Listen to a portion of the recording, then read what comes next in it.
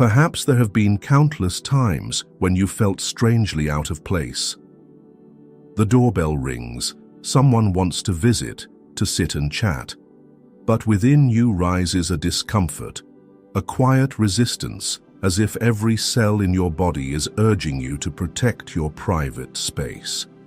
You don't hate people, nor are you angry at the world. In truth, you simply don't want guests. Society often labels this silence as cold or unapproachable, but through the lens of Carl Jung, beneath this refusal lies a signal from the soul, a whisper from the unconscious. Turn inward. Not everyone understands that some souls don't find their energy in noise, but in stillness.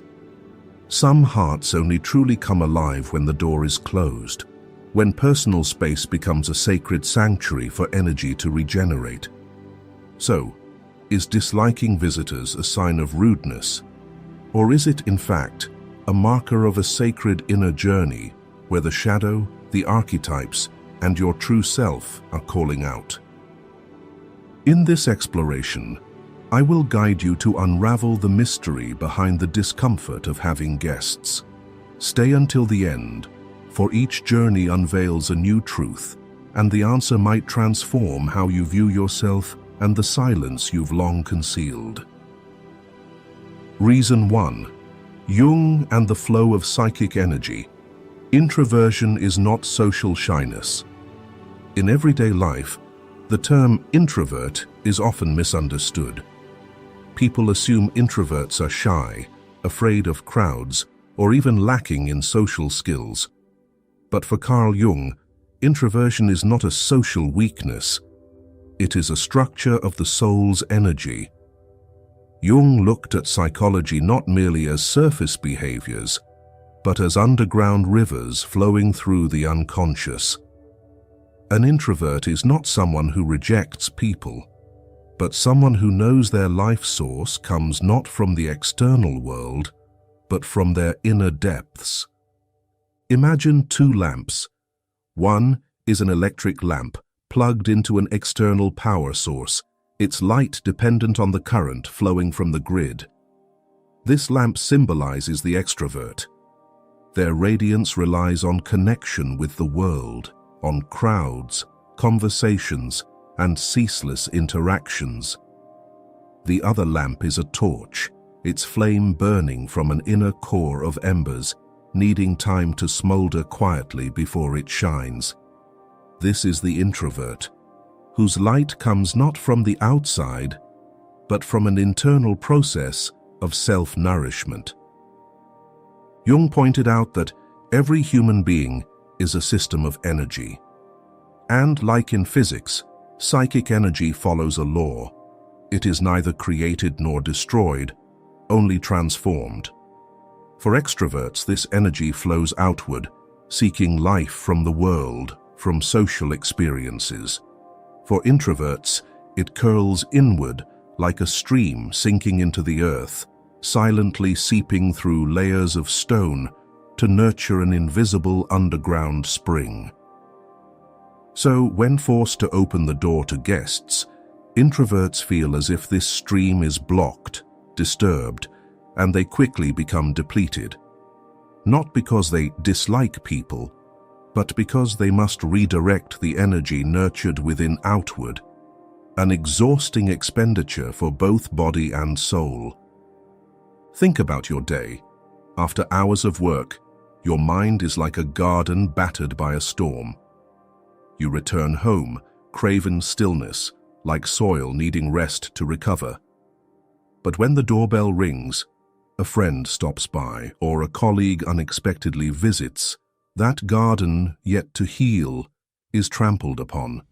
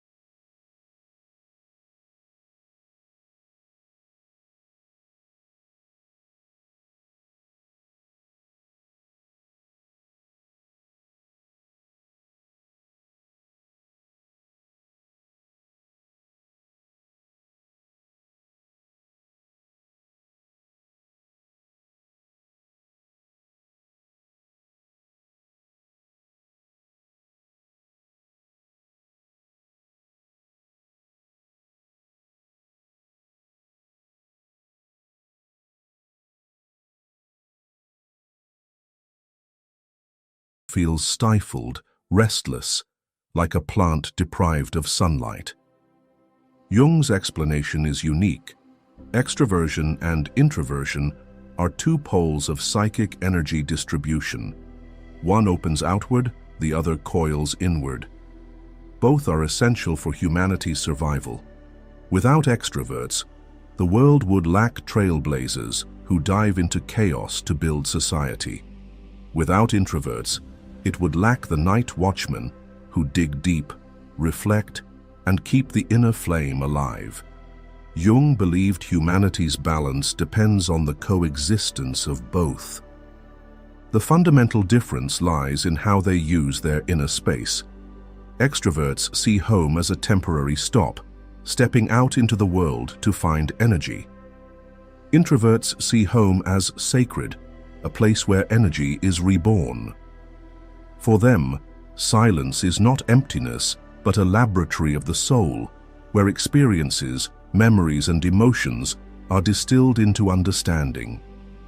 When guests arrive, it's as if a stranger barges into this laboratory during a critical experiment. Everything falls into disarray, and it takes time to restore order. Jung argued that failing to recognize and respect this mechanism is a root cause of psychological distress. When introverts try to live like extroverts, constantly socializing, opening their doors and engaging endlessly, they gradually lose their inner life force, leading to exhaustion, depression, and a sense of living but no longer being themselves. Conversely, when they protect their silence, they not only recover but grow. In that silence, the unconscious stirs, bringing forth dreams, symbols, and clues that guide the soul's maturation. Reason 2. When guests arrive, the persona is activated. Here's a truth few recognize. The moment you open the door to a guest, as their footsteps cross the threshold of your home, another door within you swings open, the door to the persona, the social mask that Jung described as one of the most critical mechanisms of human psychology. The persona is not deceitful. It's the necessary cloak you wear to exist in society. You cannot walk into the world exposing your fragile inner self. You must don an image, polite, pleasant, cheerful, or even strong, to adapt to the world. Jung said the persona is like the outfit you wear in public. It protects you, enables interaction, but it is never the entirety of who you are. Picture yourself at home, relaxed in pajamas, lounging on the sofa with tousled hair and a quiet gaze. In that state, you don't have to be anyone. You are simply you. But the moment the doorbell rings and a guest appears, you flip the switch of the persona. You put on a smile, hide your fatigue, adjust your posture, and choose your words carefully. It's a transformation, as if you're playing a role on the stage of your own home, and the cost of that performance is your energy. In reality, we've all felt this. Recall the last time someone dropped by unexpectedly. Even if they came with good intentions, you felt a slight tension. You worried if the living room was tidy, debated whether to offer tea or coffee, and adjusted your tone to sound friendly. On the surface, these are social courtesies, but on a deeper psychological level, they mark the activation of the persona, the mask you wear to behave appropriately. Jung argued that the persona is necessary, but the danger lies in mistaking it for your true self. When guests come, if you must maintain that mask for too long, you start to lose the sense of being yourself. Your home, meant to be a sacred space, becomes an unwilling stage. Instead of resting, you become an actor in a social play within your own sanctuary. Think of a smartphone. In sleep mode, it uses minimal battery, But when you turn on the screen, run multiple apps, and stay connected, the battery drains quickly.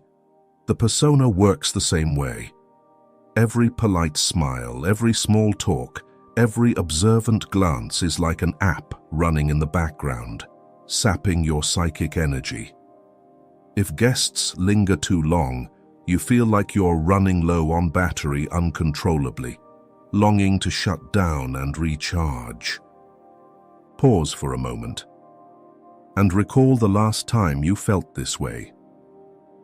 How did your body, mind, and inner peace react? Interestingly, even outgoing people can feel the weight of the persona in certain situations. You might love going to work, but feel exhausted when a colleague visits your home. Why?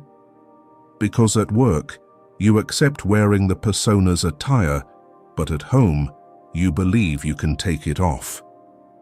When someone forces you to put it back on in your inner temple, exhaustion becomes inevitable. Jung stressed that the persona is not bad. It's a bridge between the self and society, between privacy and the external world. But it should remain a tool, not your essence. When you confuse the persona with yourself, you live as if in a prolonged performance, always polite, always pleasant, always fine. But deep down, you become hollow. As the true you, with its needs, emotions, and vulnerabilities, is imprisoned behind that mask. You may have attended a crowded party where you knew no one, spending the evening smiling, making small talk, asking and answering questions. Outwardly, you seemed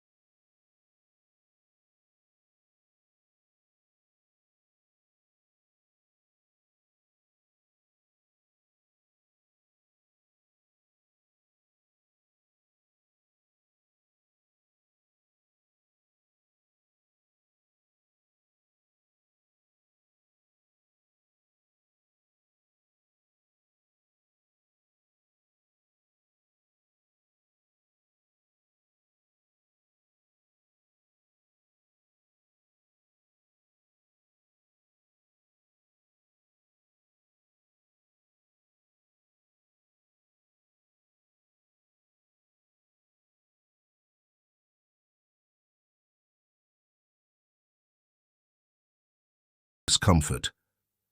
If the persona is the mask you wear to navigate society, behind that mask always lies a hidden realm of darkness. Jung called this the shadow. And this is the deeper reason why having guests in your home doesn't just cause fatigue, but also stirs a subtle unease, a discomfort that's hard to name. The shadow isn't something you see with your eyes.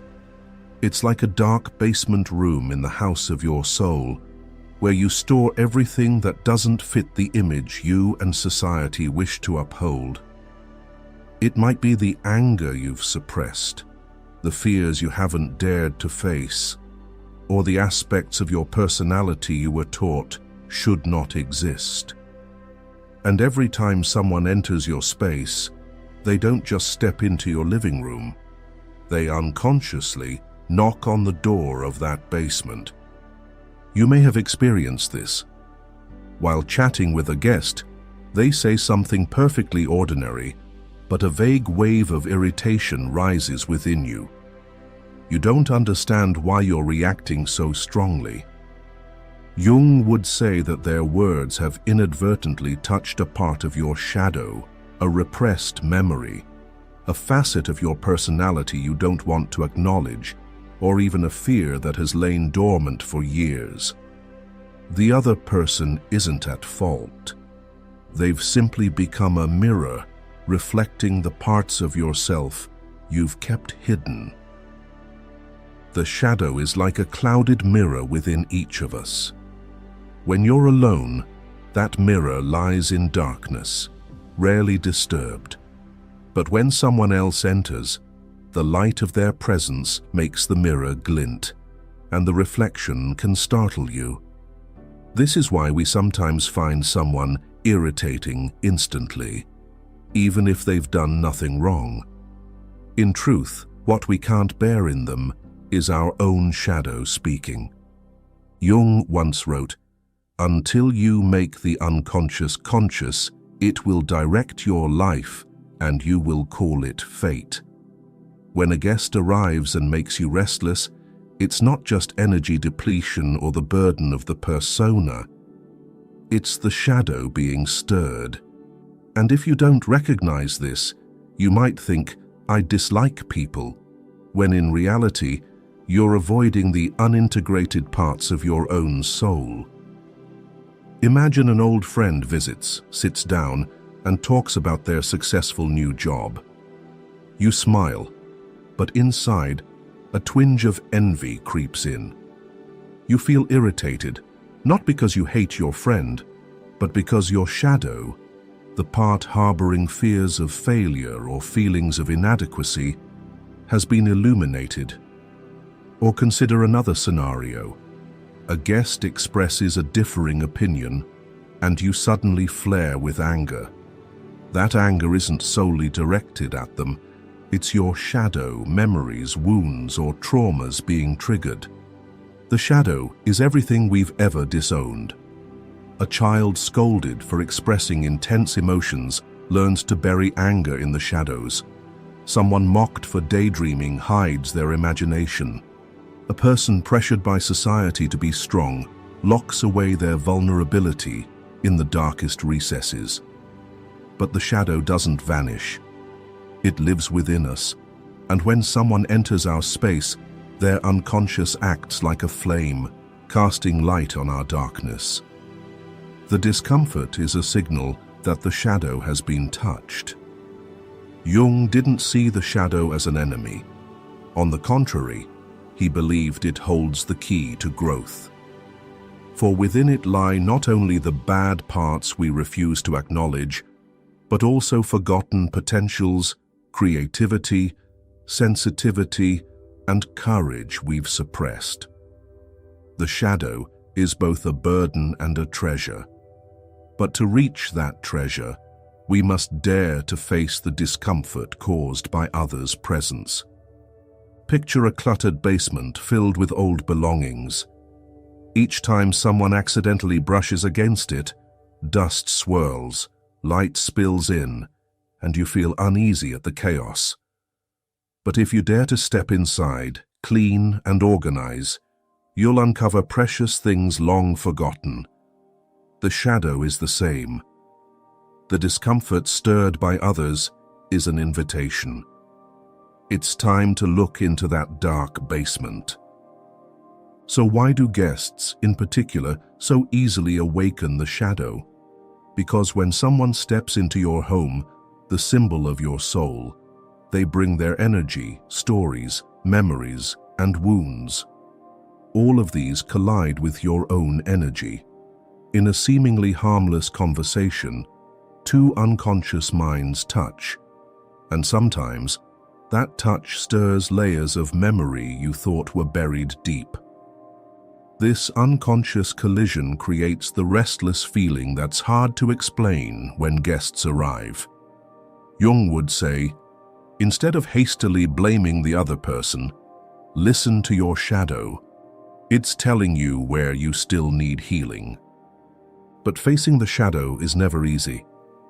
Most of us choose to flee, avoiding encounters, creating distance, or telling ourselves, I don't fit in with anyone. But Jung insisted, the shadow cannot be erased. It can only be integrated. And that integration begins by acknowledging the discomfort rather than denying it. We've come halfway on this journey together. Thank you for your patience and for joining me in illuminating the hidden corners of the soul. If these insights resonate with you and you wish to dive deeper with Jung, let me know you're here with a like and subscribe. It will ensure you don't miss the next steps into the inner world, where many more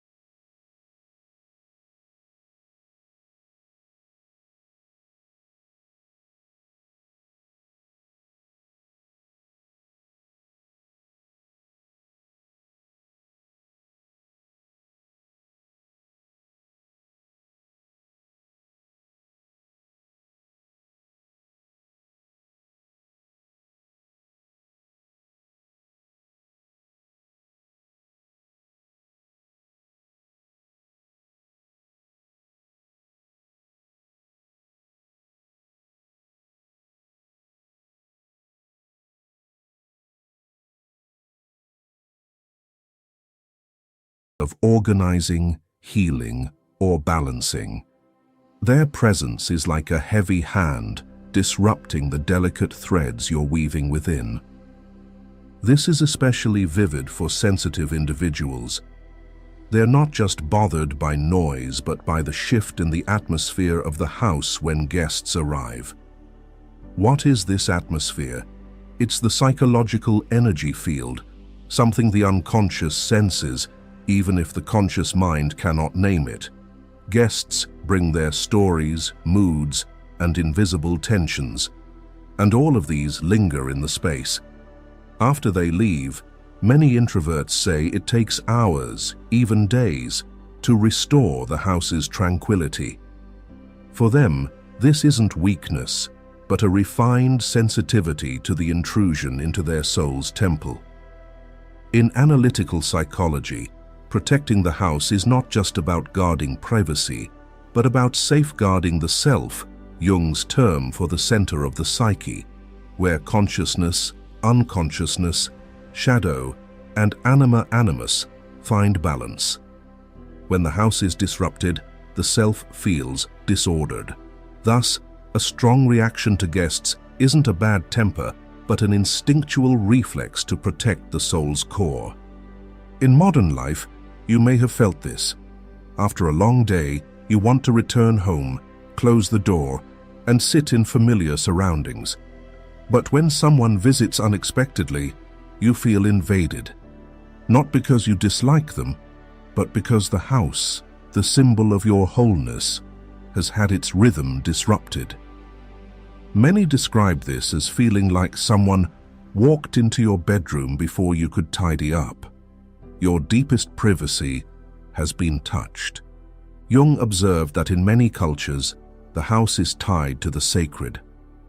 The Romans had household gods, the Japanese have home altars, and many tribes see the hearth as a protective spirit. This shows that humans have long sensed the house as more than a physical shelter. It's a spiritual symbol. In psychological depth, the house is a map of the soul. So when you dislike having guests, you're not just protecting your comfort, you're safeguarding your psychological identity. You're preserving the space where the unconscious can emerge, where you can exist without a mask, where your shadow and light coexist without fear of judgment. And if someone enters that space when you're not ready, discomfort is natural, for the unconscious knows a boundary has been crossed. Recall any dreams you've had about a house. Perhaps you saw an unfamiliar house or an old one you've never visited. Jung would say, that's an image of yourself in a particular psychological phase. And if in the dream someone enters your house uninvited, it may reflect a real-life feeling, an unconscious intrusion into your inner world. Many of Jung's patients shared such dreams, and decoding them opened doors to healing. Ultimately, Jung taught that the house isn't a wall to completely shut out the world. It's a mirror of reflection. If you feel at peace in your house, your soul is likely balanced. But if chaos erupts when guests arrive, it may be the unconscious whispering, I'm not ready to fully open the door of my soul. And that, Jung would say, is perfectly normal. Reason 5. The archetype of the hermit. And at that threshold, where the house becomes a mirror reflecting the soul, an ancient image from the collective unconscious begins to call out. This is the archetype of the hermit, who teaches us that sometimes protecting the soul's house isn't about building thicker walls, but about daring to retreat into silence to find the light within. You may see him in tarot cards, in myths of sages retreating to deep mountains, or in the image of a monk meditating quietly in a forest. Across cultures, the hermit appears as a familiar call. Turn inward, seek truth in silence. The discomfort of having guests is sometimes not just a psychological reflex, but the voice of this archetype. The hermit does not hate people, nor does he urge you to isolate completely. On the contrary, he exists to remind you that there are times when your soul needs to withdraw from external noise, craving a sacred space to hear the whispers of your true self. If you've ever felt a strange peace in turning off your phone, closing the door, and surrendering to silence, that is the moment the hermit within you speaks. Picture the iconic tarot image, an old man with a long beard, draped in a cloak, holding a small lantern as he walks through the dark. The lantern's light doesn't illuminate the entire path, only enough for the next step. This is a beautiful symbol of the introverted journey.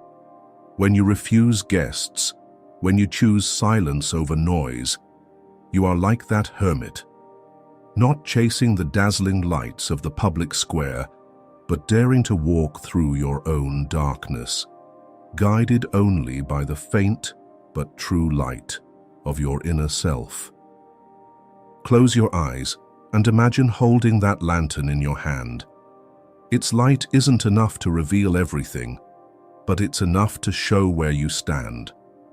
What do you see? An old fear? A part of yourself you've disowned? or a dream you haven't dared to name? Share your answer below. Sometimes, it's in these quiet moments that the soul whispers its most vital truths. Jung believed that archetypes are not external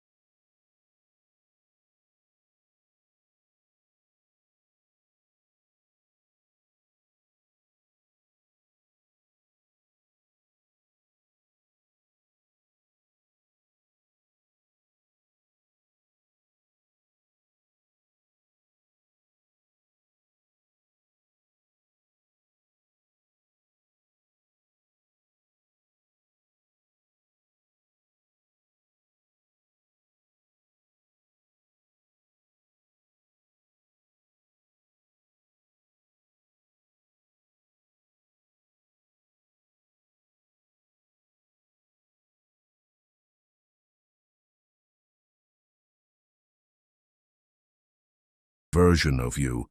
The hermit guides you to the authentic version, sometimes raw, fragile, but truly you. You may have noticed something curious. When you decline guests, instead of feeling guilty, you feel relieved, as if a burden has lifted. That's because you've heeded the call of the inner hermit. He helps you preserve energy, maintain peace, and continue nurturing your inner journey. Jung believed that listening to this call isn't selfish, but a necessary step in individuation, the process of becoming your true self. The hermit also carries another vital message. True light doesn't come from the noisy world, but from the willingness to step into your own darkness. Like the lantern that lights only a few steps, the silence you choose today may not reveal your entire life's path, but it's enough to illuminate what matters most now. Who you are, what you need, and who you want to become. And here's the magic. The more you heed the hermit's call, the stronger your inner light grows. You begin to realize you don't need so much noise to feel complete, nor must you force yourself to be outgoing just to be validated. You find a quiet freedom, the freedom to be yourself. Reason 6. Individuation. When you choose solitude, you are healing. And as that quiet light begins to shine clearer with each step, you'll realize that the hermit's call doesn't just lead you into silence, it opens a deeper path, what Jung called individuation, where solitude becomes the cradle of healing. In modern culture, we're often swept up in a relentless pace. Work schedules, social media, parties and appointments, all like waves pulling us further from shore. But Jung would say, the farther you drift with those waves, the more you lose your inner center. Individuation doesn't happen on the surface, but in the depths. It requires you to retreat from the noise, to hear the faint but true echoes of your soul. In solitude, when external sounds fade, you begin to hear that voice clearly. Imagine your soul as a forest. At its edge, it's crowded, noisy, filled with well-trodden paths where many pass. That's the realm of the persona, of social roles. But deeper in, the paths narrow, then vanish, leaving only silent trees surrounding you. There, you can't rely on external light, only on your intuition and presence. That is individuation, leaving the bustling square, venturing into the mysterious forest, where you must face your shadow, the parts of yourself you've disowned, to find your true core. Choosing to be alone isn't an escape.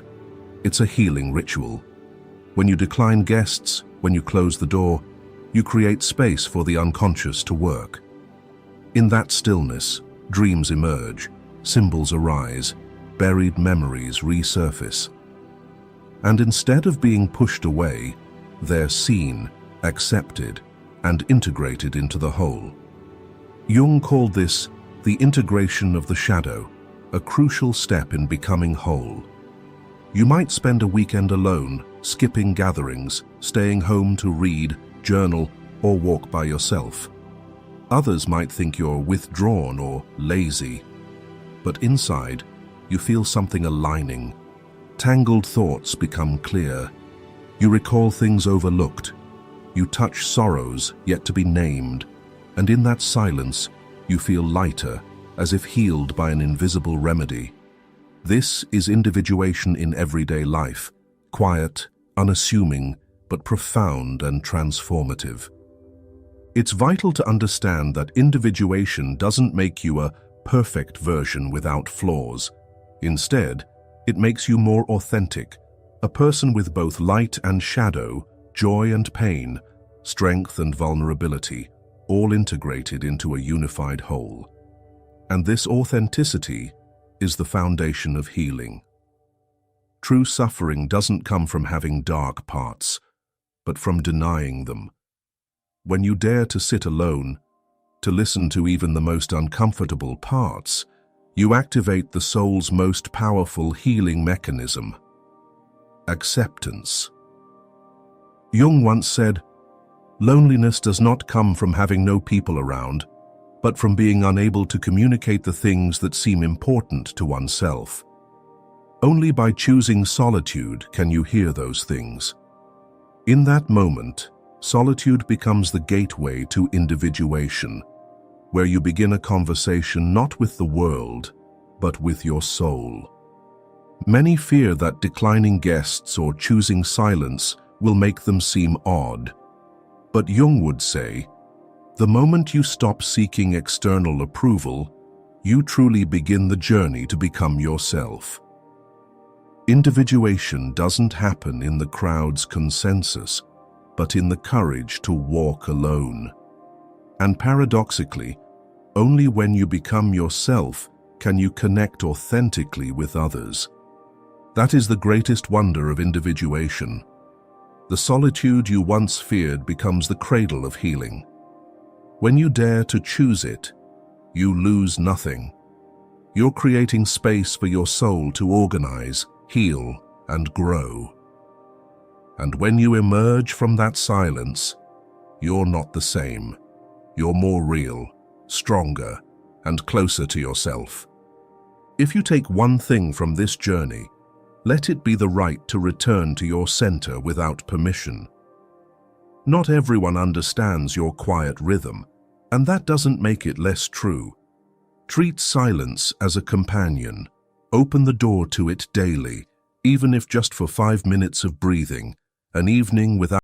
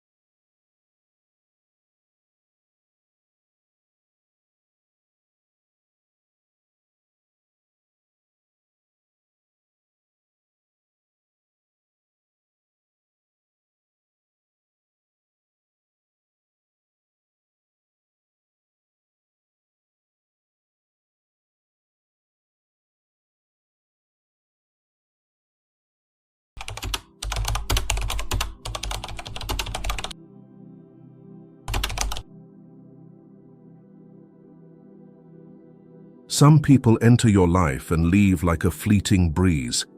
They touch something deep within you, something unnameable, yet making you feel whole, and then shattered. And when they depart, you don't just lose a person, you lose a part of yourself. Carl Jung did not explain this phenomenon as a romantic love story, but as a ritual of inner awakening, where the darkness and light within you confront each other through the image of the other. According to him, often we don't love someone for who they are, but because our unconscious has chosen them to activate something within ourselves. Those we call fated are sometimes merely mirrors reflecting old wounds. So, how do you know if you're loving a real person or drowning in an inner illusion? How do you distinguish true love from the enchanting projection of the unconscious? In this video, we won't talk about fairy tale love. We'll dive deeper into the realm where archetypes operate, where anima and animus speak, where synchronicity guides, and where love is not salvation, but awakening. If there's someone you can't forget, if you're still unsure whether it's love, karma, or merely your darkness seeking refuge, stay until the end. Because what you may need is not an answer, but a dialogue with your soul. Number 1. Projection in love. Carl Jung once said, "The meeting of two personalities is like the contact of two chemical substances. If there is any reaction, both are transformed." But what few realize is that this reaction sometimes comes not from the other person, but from something lying dormant deep within our unconscious. Projection is one of the most profound and dangerous psychological mechanisms Jung ever decoded. It's when we attribute to others emotions, expectations, and images that originate from the unrecognized parts of ourselves. In love, this mechanism becomes so intense that we can no longer distinguish where the other person ends and where the image in our mind begins. You meet someone, a glance, a word, a gesture, and something resonates in your heart. I've known this person before. I don't know why, but I feel an overwhelming pull toward them. Emotions surge, your heart opens wide, and reason is set aside. But if you're honest, do you truly know them? Or do you only know an image your mind wants to believe in? Jung explained that each of us carries incomplete fragments, suppressed parts of the self, denied aspects, unfulfilled desires. When you haven't recognized or reconciled with these parts, you unconsciously seek someone who embodies them. And when you find them, you think you're in love. But in reality, you're seeing yourself reflected through them. Imagine your soul as a curtained room. The parts you haven't accepted, wounds, desires, fears, passions, are locked inside. Then one day, someone walks in. They inadvertently lift the curtain. Light pours in. The images and emotions you've long buried suddenly awaken. But instead of realizing the curtain belongs to you, you believe this person is the miracle that illuminated your life. That is the mistake called projection.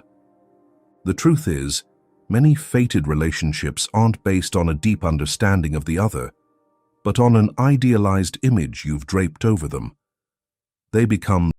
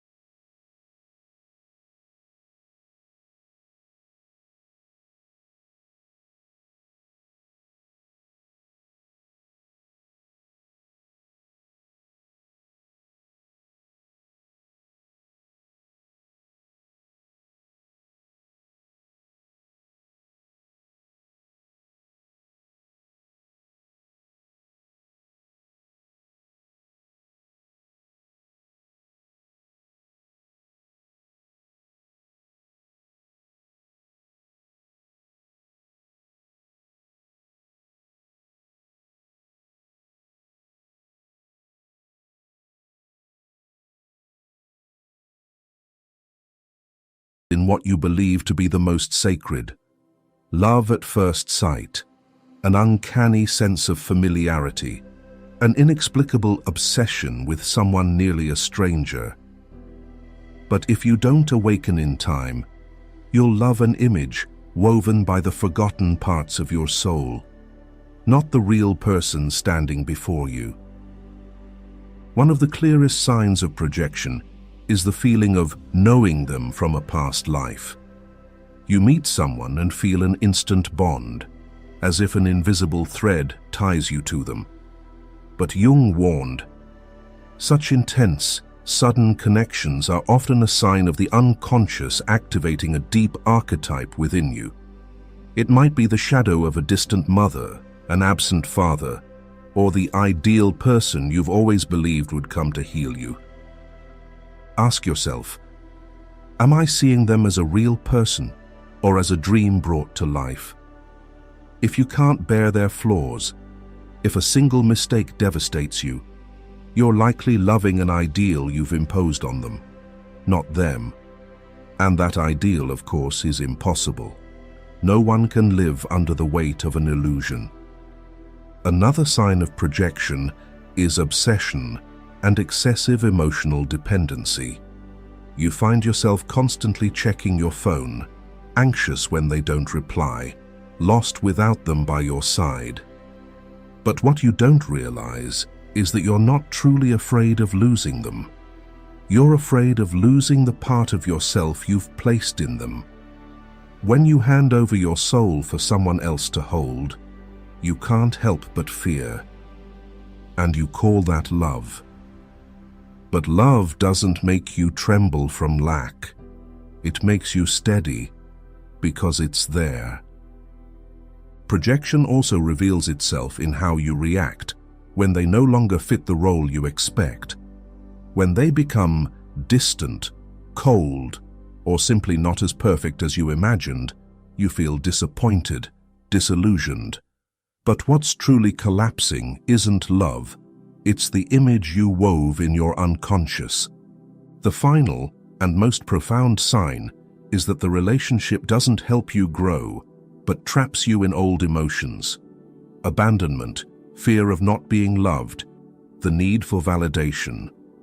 If you always feel small, anxious, needing to prove your worth, you're likely loving a part of your wound, not the person. A true relationship lifts you, not shrinks you to fit someone else's emotions. Jung didn't call projection a sin.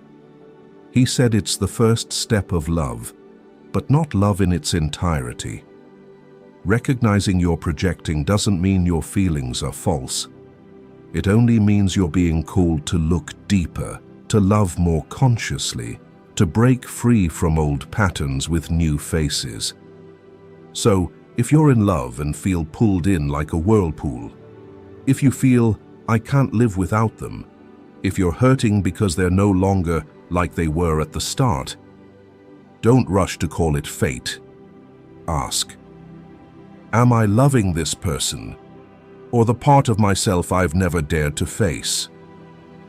When you're awake enough to answer this question and realize you're not loving the person, but an image created by your wounded soul, that's the pivotal moment. A new question arises, no longer emotional, but awakening. So, what is true love if it's not projection? To answer that, you can no longer look outward. You must turn inward to what Jung called the process of individuation. And it's here that the concept of true love is understood in its essence. Not a perfect union of two incomplete halves, but a meeting of two souls awakening, returning to themselves in wholeness. Number 2, the concept of true love in the light of individuation.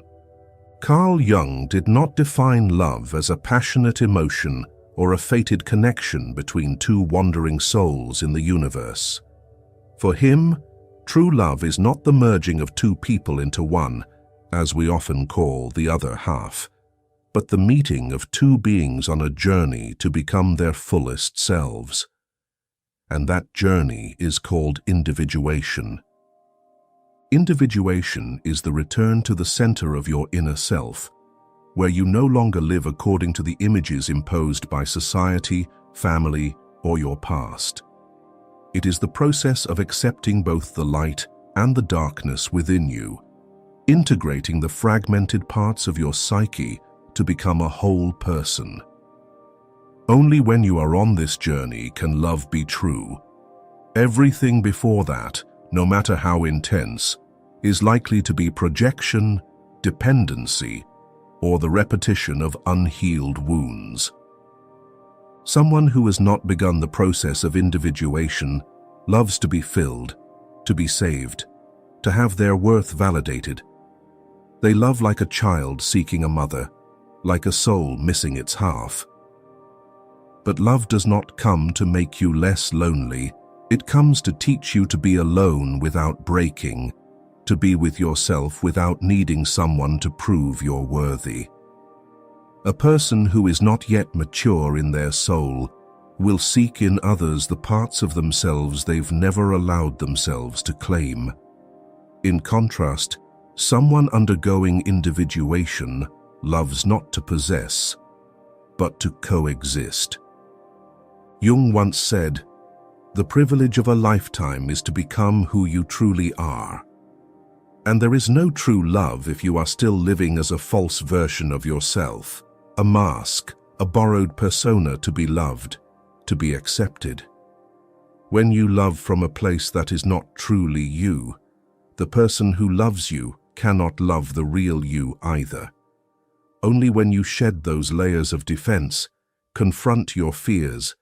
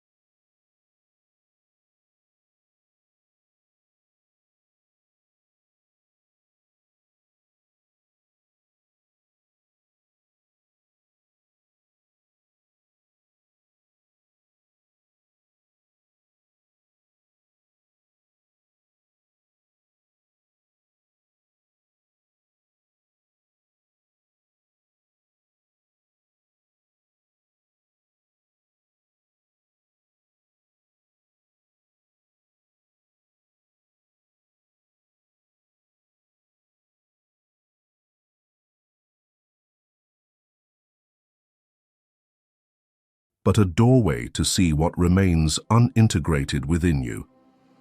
And if the other person is conscious enough not to retaliate or flee, but to look deeply into it with you, that is love doing its true work, transforming you into yourself. Jung asserted that there is no individuation without love, because love, at its core, is an inner process where the other serves as a mirror, a symbol, a challenge. Love is not a reward, but a tool for spiritual evolution. And so, true love is not a prolonged feeling of comfort. It is an ongoing dialogue with truth, sometimes hard to hear, but impossible to ignore if you truly want to grow. How do you know you're in an individuating relationship? Ask yourself, am I more honest, more courageous, freer when I'm with this person?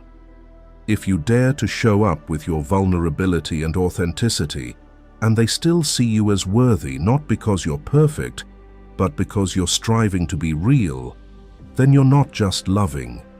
You're entering a form of love that is awakening. True love doesn't make you addicted to it. It doesn't manipulate you with silence, doesn't teach you to read the other person's mind, doesn't make you feel you must try harder to be loved. To step into true love, you cannot merely observe your emotions. You must observe the structure of your soul. What within you is being stirred? Who in your inner world is speaking? And whether you're loving from a place of freedom or being led by an unconscious archetype yet to be named. It is at this point that Jung introduces the core concepts that help us see the true face of love, beginning with the archetypes of anima and animus. Number 3. Core concepts for distinguishing love from projection. Carl Jung once said, "Every man carries within him the eternal image of woman, not the image of this or that particular woman, but a definite feminine image. And conversely, within every woman exists an equally mysterious inner masculine image." He called these anima and animus, the internal gender archetypes, vibrant, profoundly influential, and often unconsciously guiding how we love. The anima is the symbol of the feminine within a man's soul, representing emotions, intuition, sensitivity, and the capacity to connect with the inner world. The animus is the masculine archetype within a woman's soul, expressed through reason, will, action, and the ability to analyze and argue.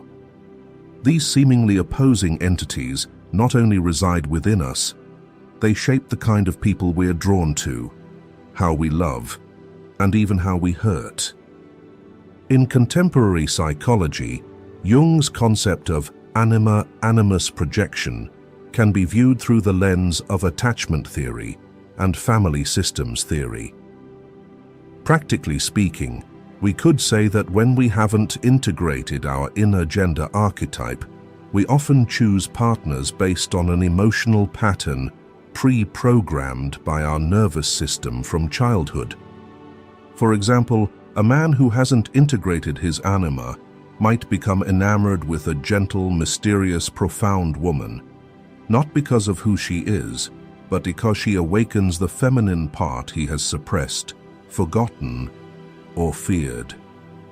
A woman who hasn't connected with her animus might be drawn to a strong, decisive, rational man, not necessarily out of love, but because she's seeking the strength and rationality she hasn't yet claimed for herself.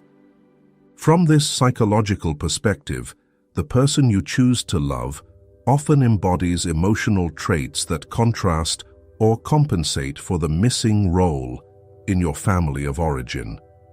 For instance, if you grew up in a family with a cold, emotionally distant mother, you might seek a woman who is expressive, nurturing, and understands everything without words. But ironically, once you've won her, the projection fades and you feel disappointed, detached, or out of love. Not because love has ended, but because her symbolic role has been fulfilled. As you read this, a face, a relationship, or a memory might have suddenly surfaced within you.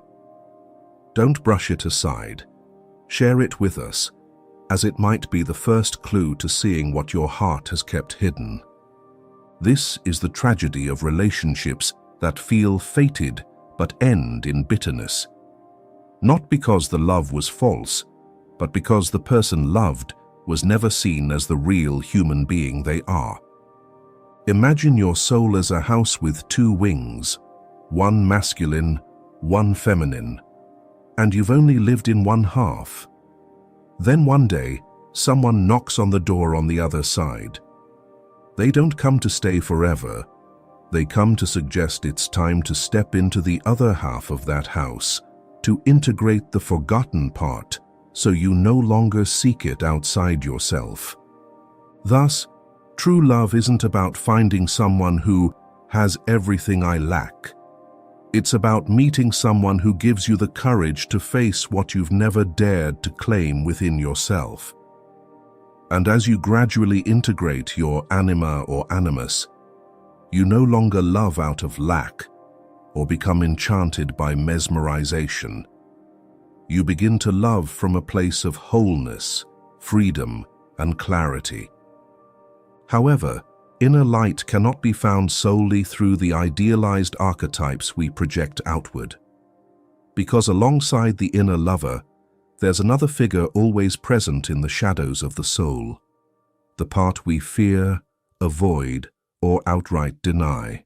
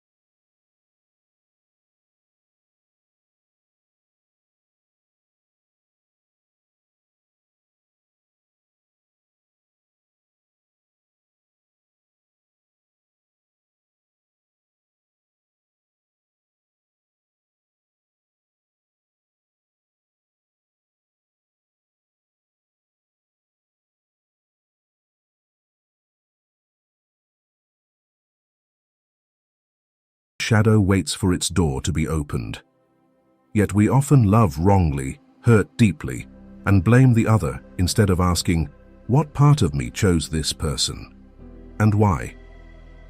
In modern psychology, Jung's concept of the shadow can be likened to the defense mechanism of repression. Parts of your personality or emotions deemed negative in childhood, pushed down into the depths of the unconscious. Those parts don't disappear. They're relegated to a psychological shadow zone that both Freud and Jung recognized as powerfully influencing behavior. Thus, the shadow, from a psychological perspective, isn't a poetic symbol. It's a region of suppressed data cut off from your emotional map, operating silently and profoundly, shaping who you love, who you hate, and who you hurt for.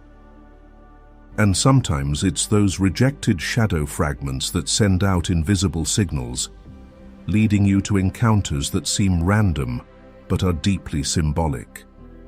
When your inner world stirs with an unnamed longing or an untouched wound, the universe seems to listen and respond. One of our channel's followers left a comment that made our entire team pause and reread it multiple times. She wrote, "I was at my lowest point. I'd just left a deeply hurtful relationship, and everything around me felt like it was collapsing. I didn't want anyone's advice, didn't want anyone's encouragement. Then one night, while aimlessly scrolling YouTube, your video popped up. Within the first few minutes, I burst into tears, not out of sadness, but because someone had named the pain I hadn't yet put into words. It felt like that video wasn't just randomly there, it was exactly what I needed at that moment, as if someone, somewhere, heard the silent crack in my soul. That story isn't just a touching moment. It's a vivid example of what Carl Jung called synchronicity, a mystical alignment.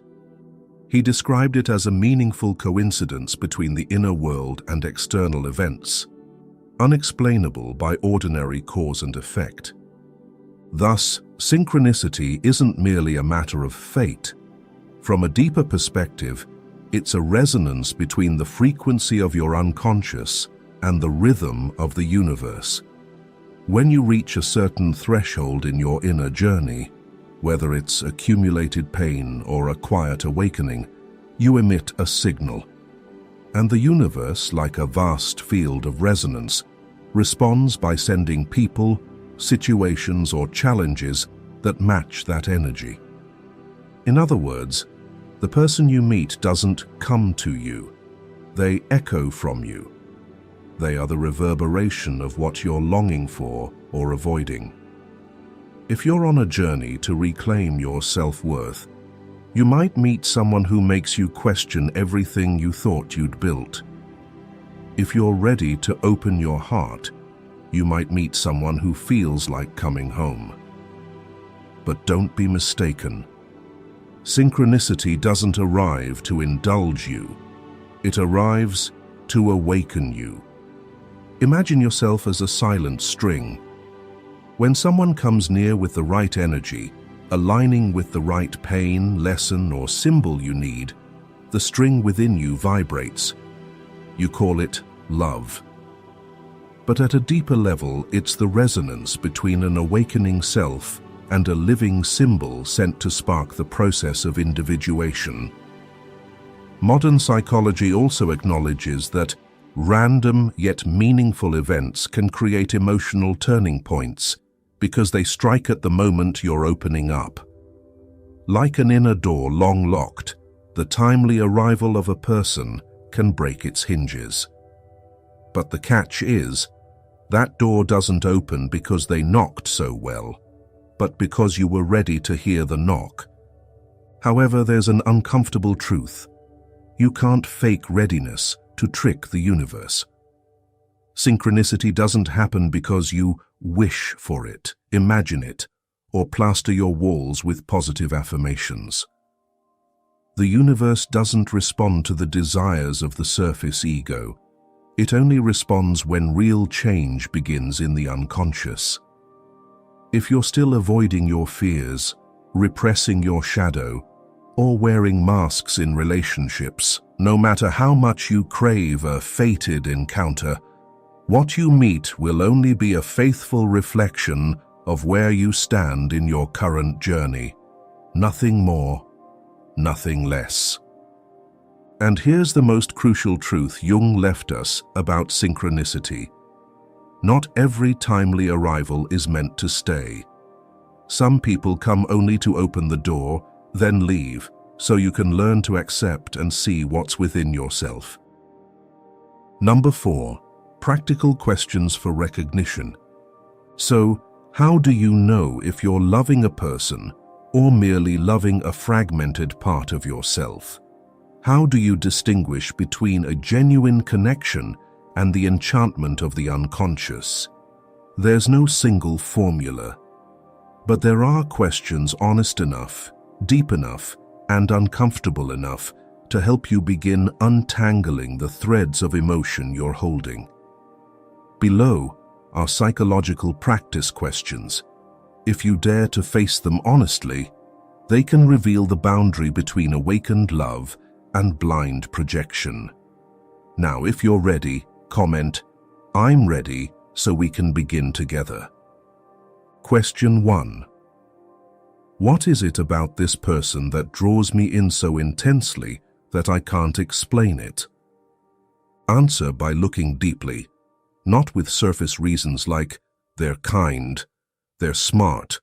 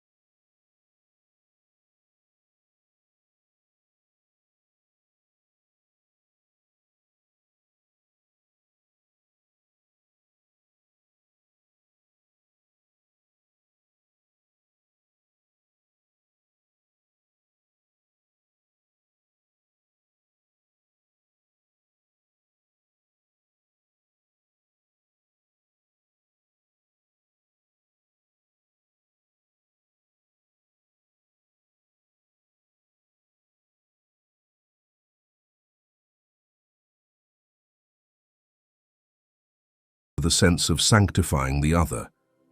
They're not just a person, they're a symbol. And when you place someone on a pedestal in your mind, they have no room to be their real self. When they err, you feel shattered. When they're imperfect, you feel betrayed. But they haven't betrayed you. They've simply stepped out of the role you assigned them. Question 5. Am I so afraid of losing them that I'm losing myself? Emotional dependency is the clearest sign you're loving through past wounds. True love doesn't make you feel insecure when they're away for a few hours or don't reply to a message.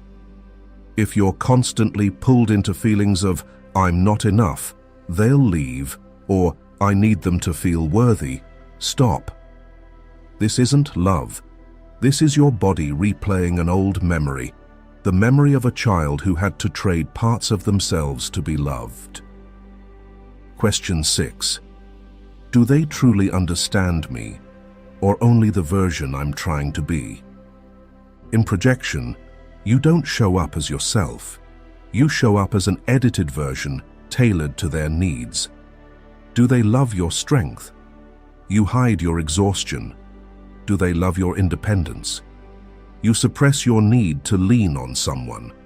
But when true love arrives, you don't need to perform to keep it. You're allowed to be contradictory, vulnerable, messy, and still chosen, not because you're perfect, but because you're real. Question 7. If they disappeared tomorrow, would I still be myself? This is the most critical and profound question to practice. If their absence would mean the collapse of your identity, your purpose, your confidence, that's a sign you've poured too much of yourself into them. Love shouldn't be a trade-off for your selfhood. Love shouldn't leave you directionless. If you only stand tall when they're there, you're likely not standing on your own, but leaning on an inflated projection of your emptiness. No one completely avoids projection. But if you're brave enough to engage with these questions, honest enough not to sugarcoat, deep enough not to distract yourself, you'll start to distinguish between the person you're loving and the unwhole parts of you demanding to be seen through love. From that moment, the real lesson begins. It's no longer about chasing the right person, but about returning to become yourself before pursuing love again. Number 5. The lesson. Once you've recognized projection, you need a journey inward, where illusions are gradually peeled away, and the real you emerges, no longer controlled by the unconscious. The first step is to face the parts of you that have been rejected, the emotions you deemed too much, the desires you labeled shameful, the limits you denied to be loved. Each time you ask, why am I always drawn to that type of person? Why can't I leave even though I know I'm being hurt? It's the shadow knocking to be seen. Transformation begins with brutal honesty with yourself. The next step is reintegrating those fragmented parts.